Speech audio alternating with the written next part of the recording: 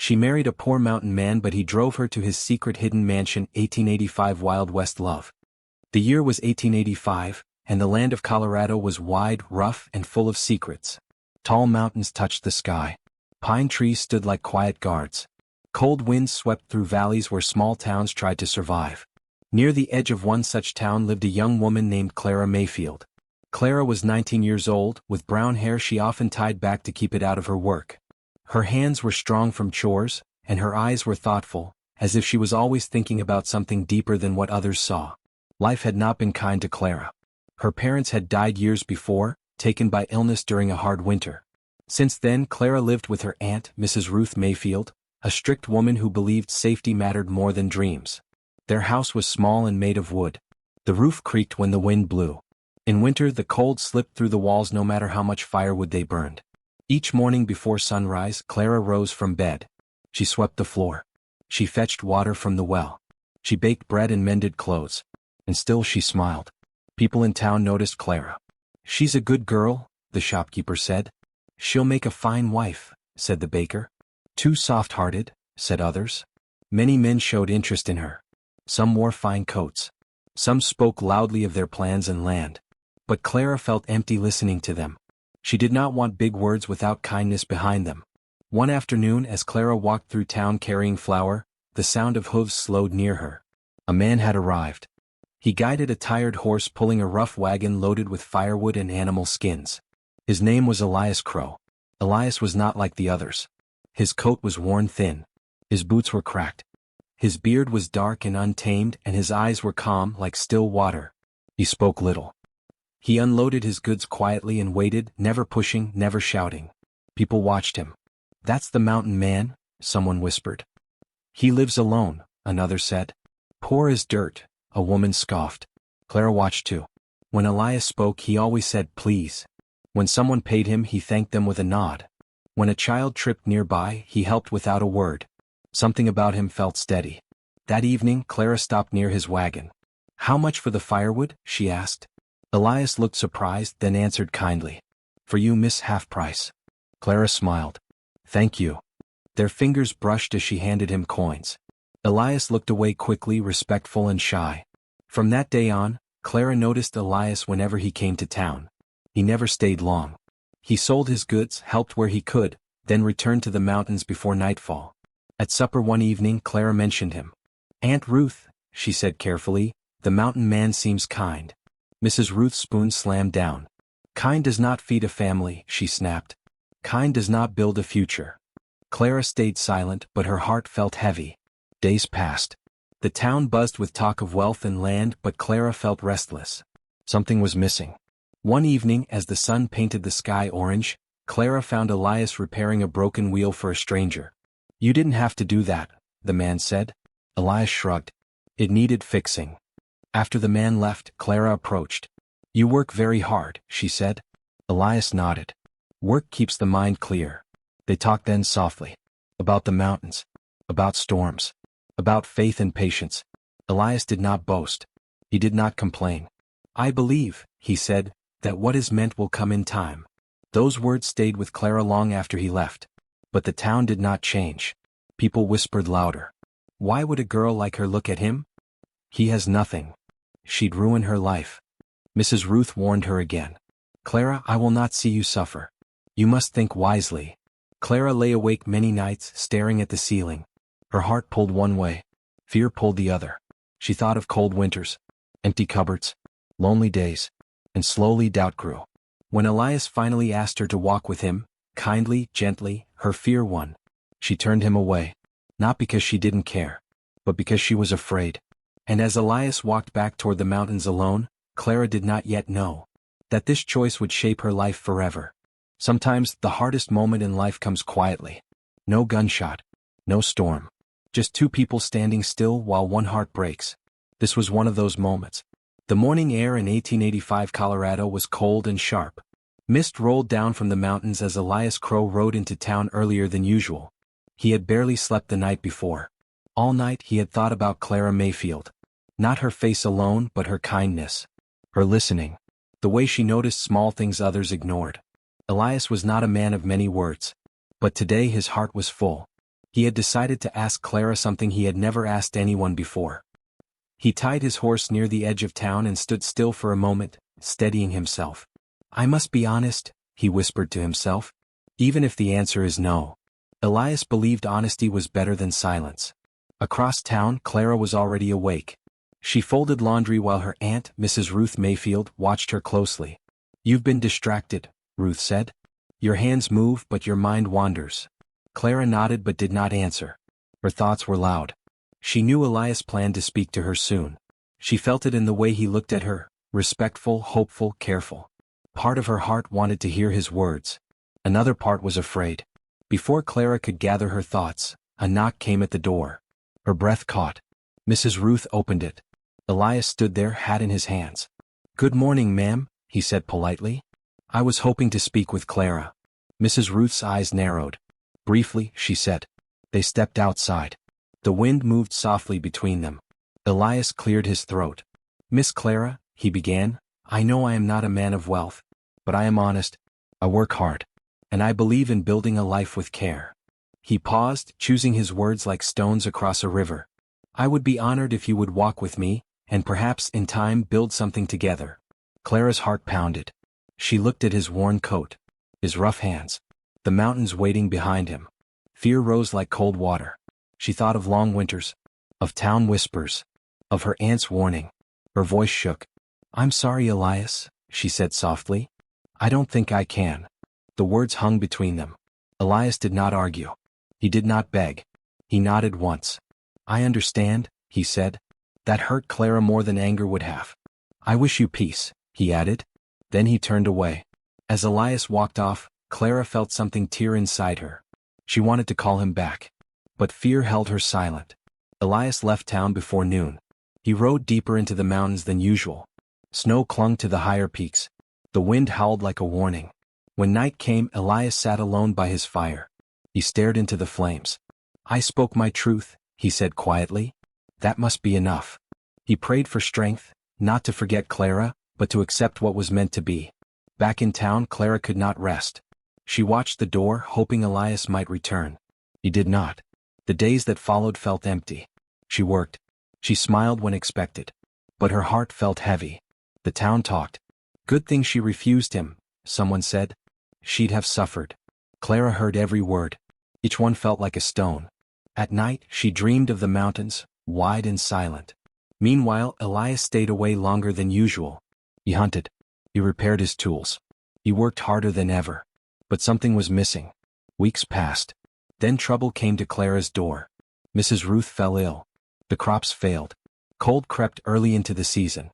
Clara stood at the window one evening, watching the path leading to the mountains. She whispered words she had been too afraid to speak before. I was wrong. She did not know yet that the man she had turned away would soon return. And when he did, everything would change. Sometimes, life teaches its hardest lessons after we make our biggest mistake. And sometimes, love returns when we least believe it will. Winter came early that year. The wind in 1885 Colorado carried sharp cold through the valley, and the sky stayed gray for days at a time. Inside the small Mayfield house, Clara worked silently. The fire was low. The cupboard was nearly empty. And her aunt, Mrs. Ruth, lay weak in bed. Clara moved softly, afraid to wake her. She dipped a cloth in warm water and laid it on Ruth's forehead. You should have chosen safety, Ruth whispered one night, her voice thin. Life is not built on feelings. Clara nodded, but her eyes burned. Because she had chosen safety. And still, everything was falling apart. Outside, snow began to fall. The crops were gone. The money was nearly gone. Hope felt very far away. That night, Clara prayed. Not for riches. Not for comfort. But for forgiveness. Lord, she whispered, I was afraid. Please help me be brave now. High in the mountains, Elias Crow knelt beside a stream frozen at the edges. He had stayed away from town since that day. Not out of anger, but to give his heart time to heal. He worked harder than ever, cutting wood, hunting, repairing fences no one would thank him for. Yet Clara's face followed him everywhere. He remembered her kindness, her quiet strength, the fear in her eyes when she said no. She was afraid, he told himself. Not cruel. One evening, Elias heard troubling news from a traveler. The Mayfield woman is sick, the man said. Times are hard in town. Elias said nothing. But that night he packed his wagon. Mid-chapter hook, turning point.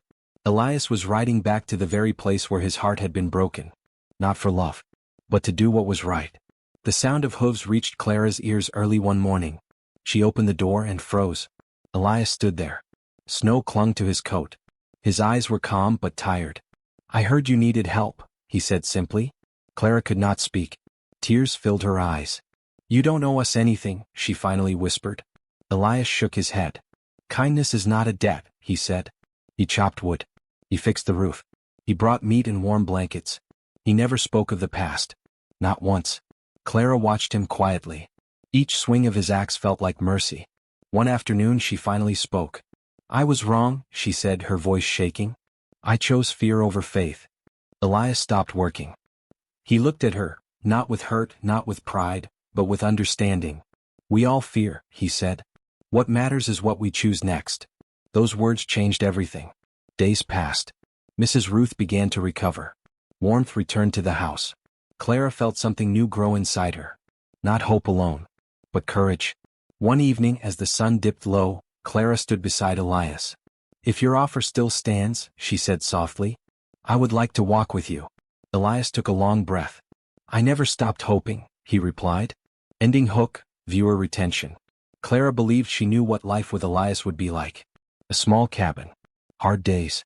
Simple joys. She did not yet know that the road ahead held a secret. One that would change her understanding of wealth forever. She believed she was marrying a poor mountain man.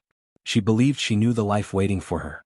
But as the wagon rolled deeper into the wild mountains, Clara began to wonder what Elias was not telling her. The morning of the wedding dawned quiet and pale. The sky above 1885 Colorado was soft gray, as if the world itself was holding its breath. There was no crowd, no music, only the whisper of pine trees and the slow beat of two nervous hearts. Clara Mayfield stood beneath a tall pine tree, her hands folded tightly in front of her. Her dress was simple. Her shoes were worn. But her eyes were steady. Beside her stood Elias Crow, clean-shaven for the first time in many years, his coat brushed and mended. Between them stood Pastor Henry Collins, holding a worn Bible. "Marriage," the pastor said gently, "is not built on riches but on trust." Clara swallowed hard. Elias reached for her hands. They were rough and warm. "Elias," the pastor said, "do you take Clara to be your wife?" Elias did not hesitate. "I do," he said, his voice calm but strong. "I promise to protect her, provide for her, and walk beside her in all seasons." Clara felt tears rise. "Clara," the pastor asked, "do you take Elias to be your husband?" She took a deep breath. "I do," she said. "I promise to trust him, stand with him, and face whatever comes with faith." The wind rustled the branches above them. "You are joined," the pastor said. Elias kissed her forehead. Not as a claim, but as a promise. They packed Clara's few belongings into a wagon. A trunk of clothes. A blanket. A small Bible. Clara looked once more at the town she had known all her life. Fear stirred. But she climbed into the wagon. Elias took the reins. "We have a long road," he said. The journey began. The path narrowed quickly. Houses disappeared. The road turned to dirt, then to stone. Trees closed in around them. Clara wrapped her shawl tighter. She tried not to ask questions. But her heart raced. "How far do we go?" she asked softly. "Not much farther," Elias replied. But time passed. The sun climbed high, then began to sink. The trail twisted through shadows and silence. Clara imagined a small cabin ahead. Cold nights. Hard days. She whispered a prayer. "Help me be content." They crossed streams. Climbed rocky slopes. Past places where no houses stood. Clara's unease grew. "Elias," she asked again, "are we close?" He smiled gently. "Almost." Mid-chapter suspense hook. Almost felt like a long time in the wilderness. As dusk settled, the path opened suddenly. Clara gasped. Before them stood tall stone walls hidden among trees. Warm light glowed from wide windows. She blinked. "This can't be," she whispered. Elias guided the wagon forward. "This is home," he said. Clara could not speak. The house was strong and wide, built with care and patience. Not a cabin. Not poor. But grand in its own quiet way. "I wanted you to choose me," Elias said softly, "not what I owned." Tears fell freely now. "I would have," Clara said. "And I will. Every day." Elias helped her down from the wagon. They stood together beneath the stars. No longer afraid. Only grateful. Clara thought the journey was over. She did not yet know that the greatest trials and joys of marriage were still ahead, and that love would soon be tested in ways neither expected. Love does not prove itself on easy days. It proves itself when the fire burns low, when pain arrives without warning, and when two hearts must choose each other again. The seasons changed around the hidden stone house. Spring softened the mountains. Summer brought warmth and green hills. Autumn painted the trees gold and red. And through every season, Clara and Elias Crow learned what marriage truly meant. They worked side by side. Clara learned the rhythm of mountain life, how to store food, mend clothes, and find peace in quiet days. Elias learned something new as well. He learned how much strength lived inside his wife. She rose early. She prayed daily. She never complained even when the work was hard. At night they sat by the fire. Elias read from the Bible. Clara listened, her head resting against his shoulder. "This life is better than I dreamed," she once said. Elias smiled. "It is richer than silver." One morning, Clara felt a change in her body. She grew tired more easily. Her hands rested often on her stomach. Elias noticed. "Are you unwell?" he asked. Clara smiled softly. "No," she said. "I believe we are going to have a child." Elias said nothing at first. Then he knelt beside her chair. A tear slipped down his cheek. "A family," he whispered. "God has trusted us with a family." But joy is often followed by testing. And the mountains are never gentle for long. Winter returned with heavy snow. The wind howled for days. Elias worked harder than ever, cutting wood, checking stores, making sure Clara stayed warm. One night, a storm raged stronger than any before. Thunder shook the house. Clara cried out in pain. Elias rushed to her side. "It's time," she whispered. Fear filled the room. The nearest town was far. The storm was fierce. Elias wrapped Clara in blankets. "Stay with me," he said, his voice steady though his heart raced. Hours passed. Clara's pain grew stronger. She prayed through tears. "Lord, give me strength." Elias held her hand and spoke words of comfort. "You are not alone. I am here." At last, a cry filled the room. A baby boy. Small. Alive. Perfect. Elias held his son carefully.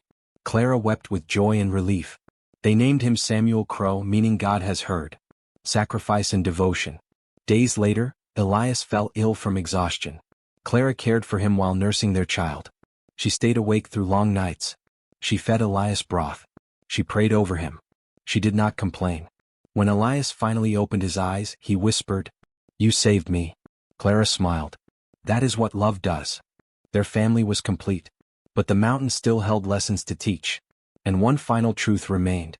That the greatest legacy they would leave was not their home, but the hearts they shaped. Sometimes one small life can soften even the hardest hearts. And sometimes, the child no one expected becomes the reason a whole town learns to change. The years passed gently in the mountains of 1885 Colorado. Samuel Crow grew strong and curious. His eyes were bright like his mother's. His steady ways came from his father. Clara taught him kindness. "Speak gently," she said. "Listen before you judge." Elias taught him humility. "Work with care," he said. "Help even when no one sees." Samuel learned to walk on rocky paths, to greet strangers with respect, and to pray before sleep. The hidden stone house, once silent, now echoed with laughter.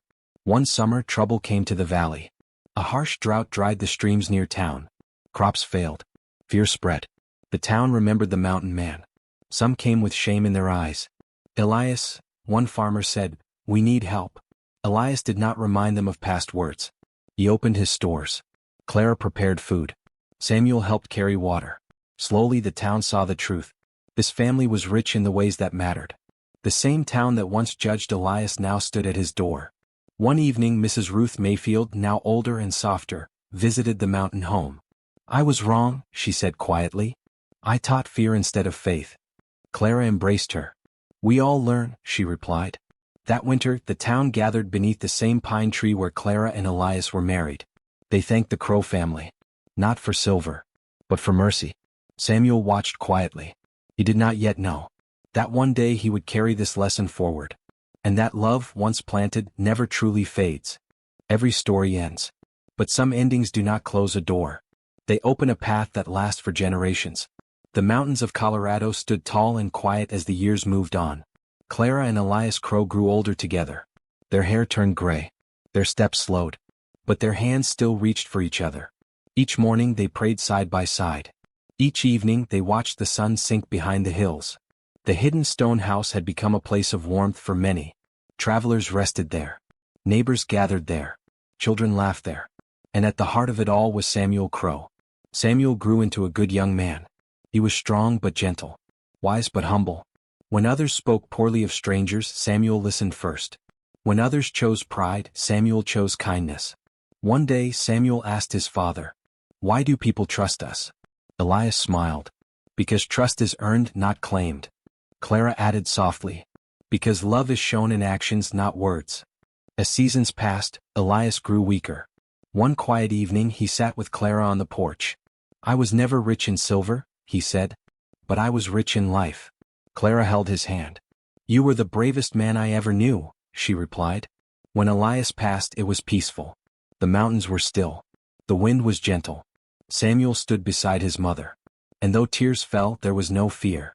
Only gratitude. Clara lived many years after. She told children stories by the fire. She taught them patience. She taught them faith. And she always ended with the same lesson. "Never judge a life by what your eyes first see," she said. "Judge by the heart, and by the choices made when no one is watching." When Clara's time came, she rested beside Elias beneath the pine tree where they were married. Samuel stood tall, carrying their story forward. True wealth is not gold, land, or fine things. True wealth is kindness, faith, courage, and love that chooses again, even after fear. And so, in the wild heart of 1885 Colorado, a poor mountain man and a brave young woman proved that forever after is not found. It is built, one faithful choice at a time.